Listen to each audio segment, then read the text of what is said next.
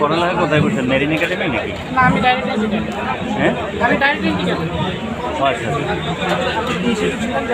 Second engineer. আমার দেশের বাড়ি ময়মনসিংহ, আমি থাকি খুলনাতে। কেউ আসছে আপনার পরিবারে? কেউ আসছে আজকে এখানে এখন? না, আমার বাসা খুলনা, তো দূরে আসার সুযোগ হয় না। এখন শর্ট টাইমের ভিতরে আপনাদের আচ্ছা, তো এখন কোথায় যাবেন এখান থেকে? এখান থেকে এখন আমাদের কিছু কাজ আছে, ইমিগ্রেশন আছে, সাইন আপ আছে।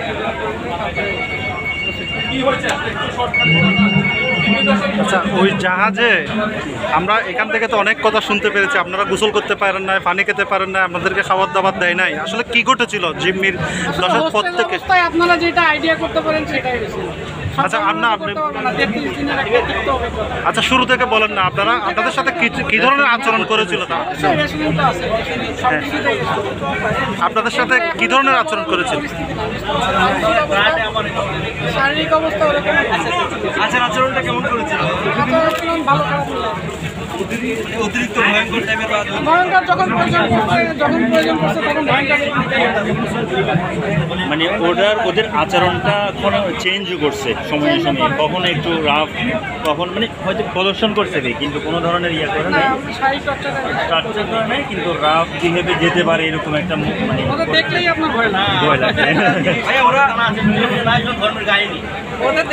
ইউরোপীয় ইউনিয়নের যে দুইটা জাহাজ আপনাদেরকে উদ্ধার করতে গিয়েছিল, হ্যাঁ, তখন কি করেছিল তারা? আমরা যেটা জানতে পেরেছি এখান থেকে আর কি, ইউরোপীয় ইউনিয়নের দুইটা জাহাজ আপনাদেরকে রিকভারি করার জন্য গেছিল। হ্যাঁ, ওরা ফটো শেয়ার করছে, আমাদের জাহাজ থেকেও তো মনে হয় ফটো আসছে। আমরা তো পরবর্তীতে আমরা স্যাটেলাইটে ইন্টারনেটে দেখছি। এটা আপনারা জানেন, আমাদের থেকে আরো ভালো জানেন। মানে এগুলো সব ঠিক আছে, আমরা যা দেখছি। হ্যাঁ, দুইটা জাহাজ তো আসছিল। আচ্ছা, খাওয়া দাওয়ার জন্য কোনো অসুবিধা হয়েছিল কিনা আপনাদের? আলহামদুলিল্লাহ সমস্যা হয়নি, আমরা অনেক ভালো ছিলাম। আচ্ছা, ওরা যে দুব্বার ছাগল দিয়েছে আপনাদেরকে, এটা শুনেছিলাম। ওদের খাওয়ার জন্য তো ওরা নিয়ে আসছে। প্রথমে আমাদের যে 3 দিন 4 দিন ওরা আসছিল, ওরা ওদের খাওয়া তো আর পায়নি।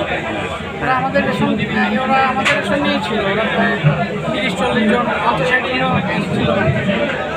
পরবর্তীতে ওদের জন্য যে খাওয়াটা নিয়ে আসতো, এটাই নিউজ এসে যে আমাদের জন্য নিয়ে আসতো।